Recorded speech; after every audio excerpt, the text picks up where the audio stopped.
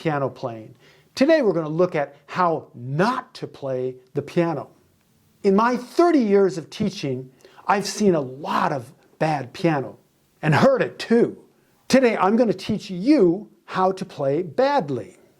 Before I do though, I want to encourage all of you to subscribe to our channel, Learn and Love Music.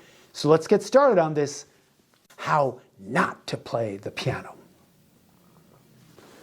Tip number 1, be sure to have bad posture. Make sure you slump. Why does slumping make you a bad pianist? All of your body is all kind of wrapped up into this ball, and you really don't have any control over your muscles or your fingers or your arms. That is bad piano playing. Let's have an example here with a piece by Johannes Brahms, his Sonata No. 1 in C major. I played this at my first lesson at Juilliard with my teacher, Sasha Gornitsky. Let's see what it sounds like with bad posture and then with good posture. Here's the bad posture.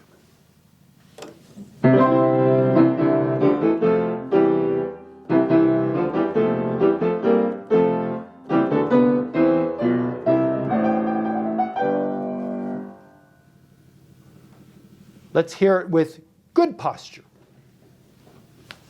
Sit tall, shoulders back, hands forward.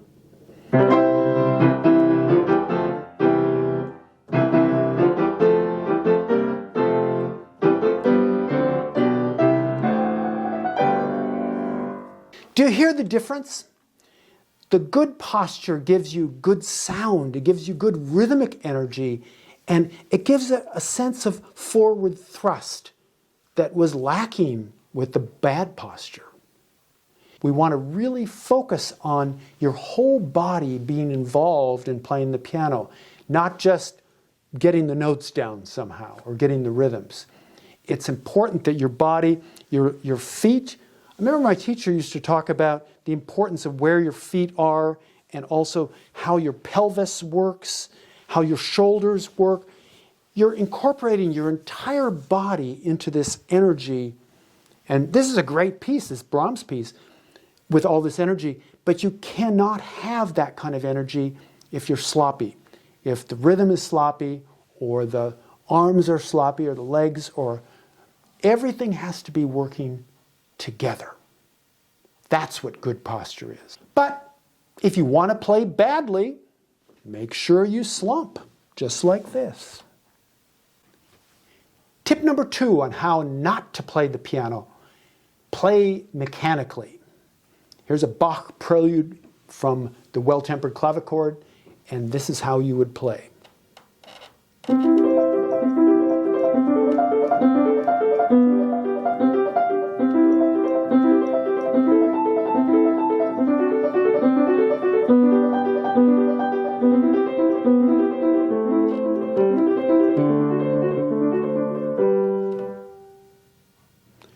Notice when I played, I didn't stop, I didn't change the dynamics, I just played fast. That was bad playing. If I wanted to play it well, I would want to phrase it, give it some nuance, maybe a little color. Even though it's Bach, we can do a little dynamic change on a modern piano, that's okay. But most importantly, we cannot make it sound like a machine. It has to have some color, has to have some beauty. Has to move the listener, but also the music has to move forward. Here's how we play it beautifully.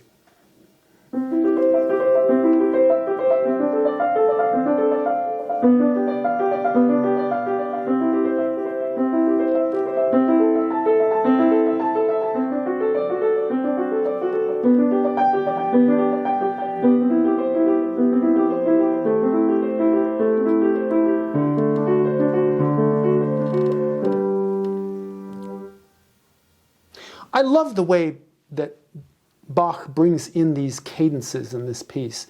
And that's the beauty of it. Just finishing these beautiful notes here, and this D major chord dominant. Even though this is a moto perpetuo piece of music, which means that there's sixteenths from beginning to end, it doesn't mean you have to play everything mechanical. Phrase the lines. Keep the rhythm going, but make it sound interesting. Tip number 3, be sure to pound the piano. No dynamics, everything's loud and fast. This is what it would sound like.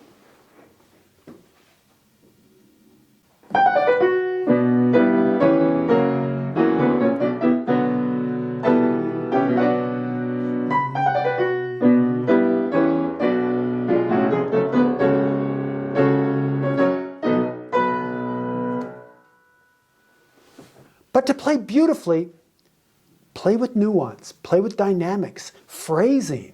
All of this is important, but no pounding. Boldly. Land on the long notes. Breathe. Crescendo. Land on the big chord. Sforzando, and then piano, different kind of color.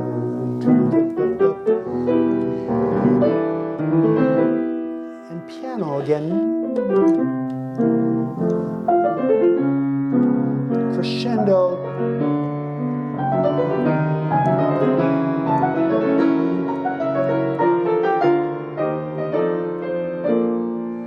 And a triumphant ending.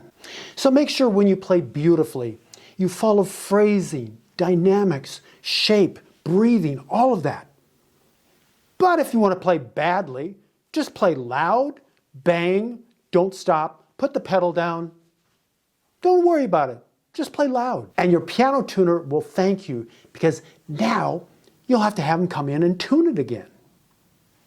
Tip number 4. Curl your fingers around so you can get a nice tinny sound, like this.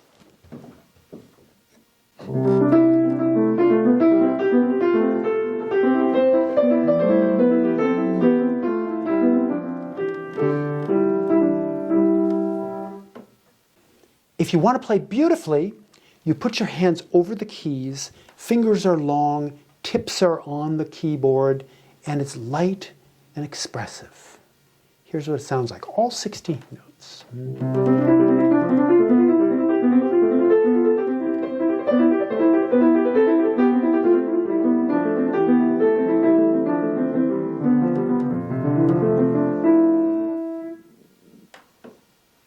Exquisite. But if you want to play it badly, just curl your fingers under and scratch away at the keys, and it will sound really bad.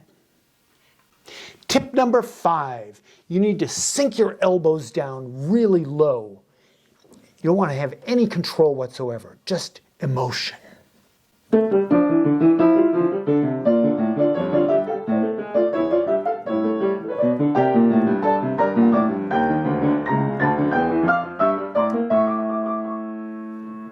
Exquisite, wasn't it? But if you want to play it beautifully, you get your posture perfectly in line, your arms are long, your fingers are out, and we have a wonderful sound, both with sonority and brilliance, technical brilliance.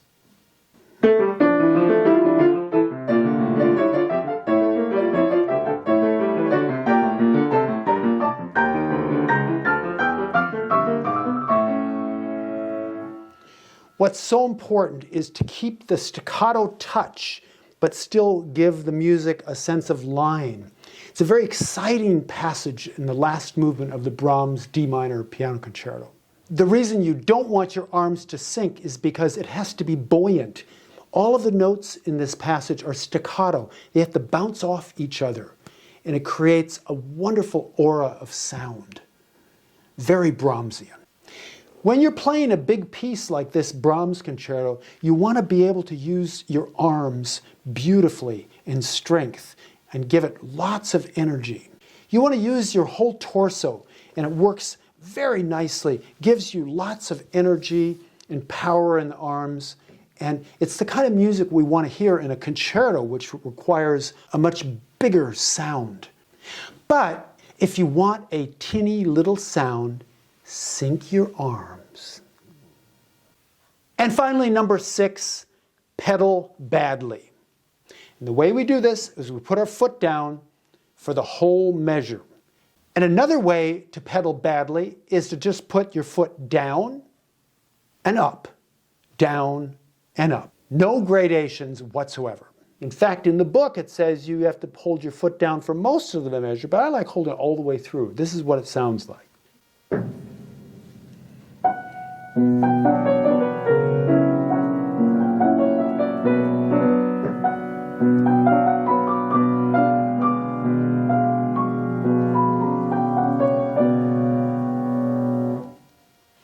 But if you want to pedal beautifully, you put your foot down on the first chord and let your foot come up gradually and then back down again and then gradually up, down and up, down and up. But it has to be very smooth and very subtle. It's not just down, up, down, up. It's very smooth.